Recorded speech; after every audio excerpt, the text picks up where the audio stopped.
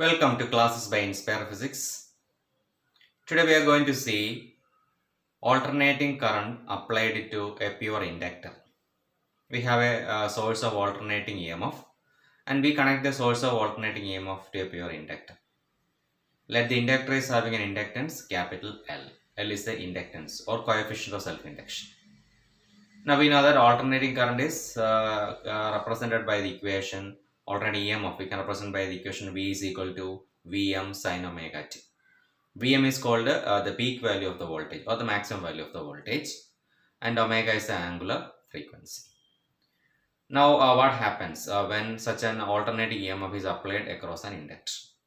Okay, now we will see the equations are related for related to the current flow. Okay, so we have a pure inductor. I'll draw the diagram. We have pure inductor having inductance capital L.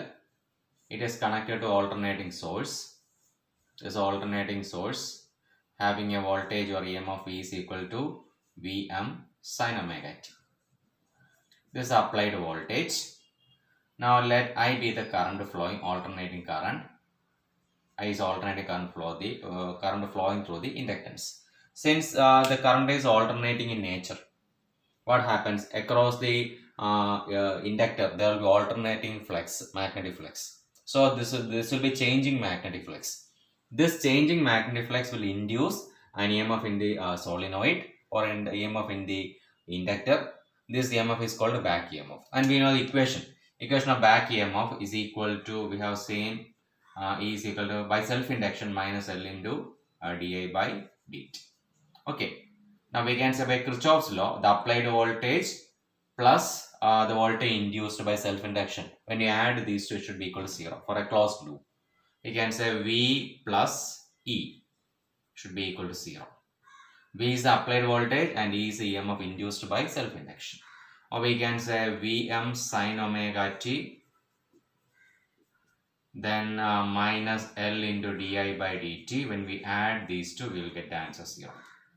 Or rearranging, we can say L into di by dt is equal to Vm sin omega t. Okay, so this is the equation for the voltage which we apply, alternating voltage. We need to get equation of current. So we just rearrange the equation.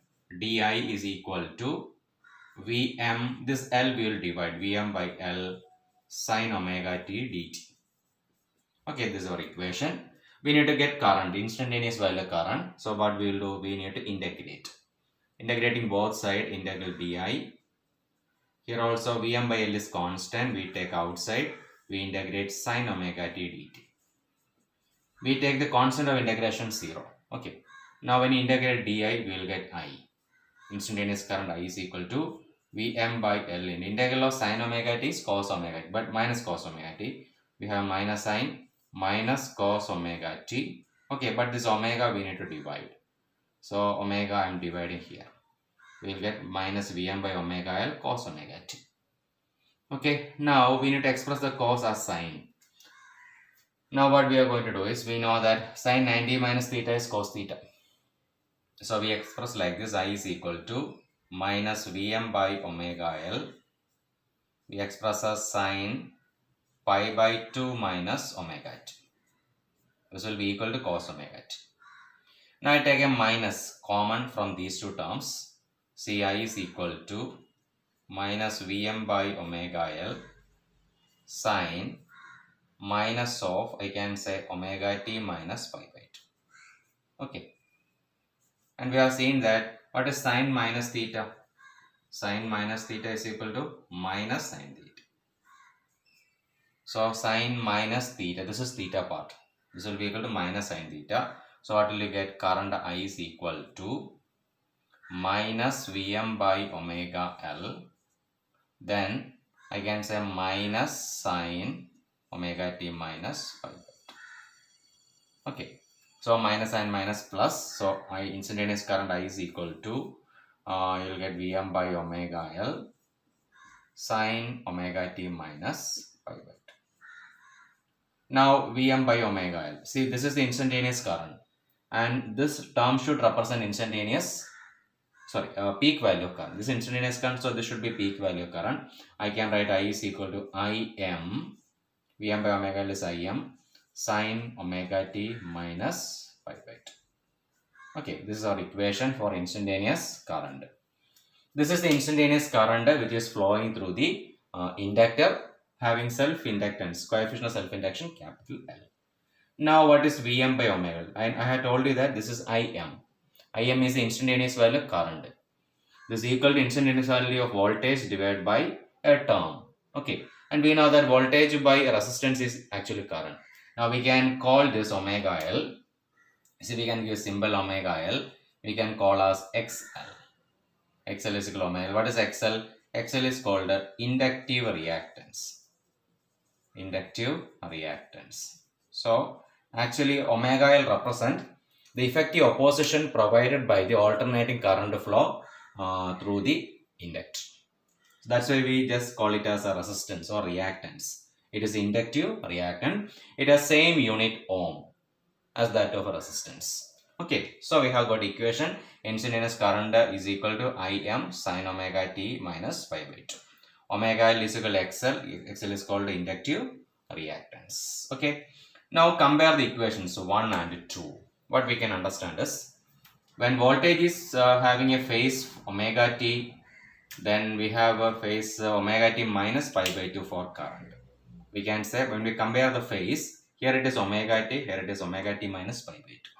And what we can understand from this is the phase, according to the phase, we say current is lagging behind voltage. So I can write a sentence here. Current I lagging behind voltage by an angle pi by 2. So current is lagging behind voltage by pi by 2, or in opposite manner also we can say voltage is leading by pi by 2 compared to current. Okay, current lags behind voltage by pi by 2, or voltage leads current by pi by 2. Now we can represent this graphically, the voltage as well as the current. Okay, so current is lagging by pi by 2. Now we have the axis, x-axis we have omega t, y-axis we take current or voltage. I can say I or V, both we can represent in y-axis. And Vm, this is the maximum value of voltage, peak value of voltage, peak value of current, negative peak value of voltage, negative peak value of current. Now at omega t is equal to 0. When omega t is 0, we know that sine 0 is 0. So voltage having a value, so this is a voltage having a value 0. When it is pi by 2, sine pi by 2 sine 90, maximum value it will be equal to 1, so V is equal to Vm. Again when omega t is pi, sine 180 will be 0. So voltage will be 0. So voltage increases to maximum value, then decreases to 0. Then 3 pi by 2, that is sine 270. Sine 270 is minus 1. So you will get minus Vm, and minus Vm is the value for 3 pi by 2. Again omega t is equal to 2 pi, that is 360. Sine 360 is equal to 0. Again voltage is 0. So we get a full cycle. Okay. Correspondingly, we need to draw the current also. How will you draw the current? When omega t is equal to 0, we get sine minus pi by 2. Okay, so that is sine minus pi by 2 means some minus sine pi by 2. Minus sine pi by 2 means minus 1. Okay, so we'll get minus Im. So current will be minus I. So at that time, when omega t is equal to 0, I'll just represent here. When omega t is equal to 0, current I is equal to, what's the equation? Im sine minus pi by 2. Okay, so that's equal to minus sine minus pi by 2 means minus Im sine pi by 2. And we know sine pi by 2, sine 90 having a value 1, Im is equal to minus Im. So this will be the current. Okay, this will be the current, minus Im. Then when omega t becomes pi by 2, when omega t becomes pi by 2 minus pi by 2, 0. You'll have sine 0. Sine 0 means 0, current will be 0. So we have current 0. Okay, so next, when it is equal to pi, sine pi minus pi by 2 means pi by 2. Sine pi by 2 means having a value 1, so it will be Im. Im will means maximum value. So when pi, this is the maximum value of current. This is the value of current. So we can plot. Then next we take 3 pi by 2. 3 pi by 2 minus pi by 2 is equal to 2 pi by 2 means pi. Sine 180 means it is having a value. Sine 180 will be 0. Okay, sine 180 is 0. So current will be 0. At 3 pi by 2 the current value will be 0. This is the point. So I'm just going to plot the graph. See, when I just join with a dotted line.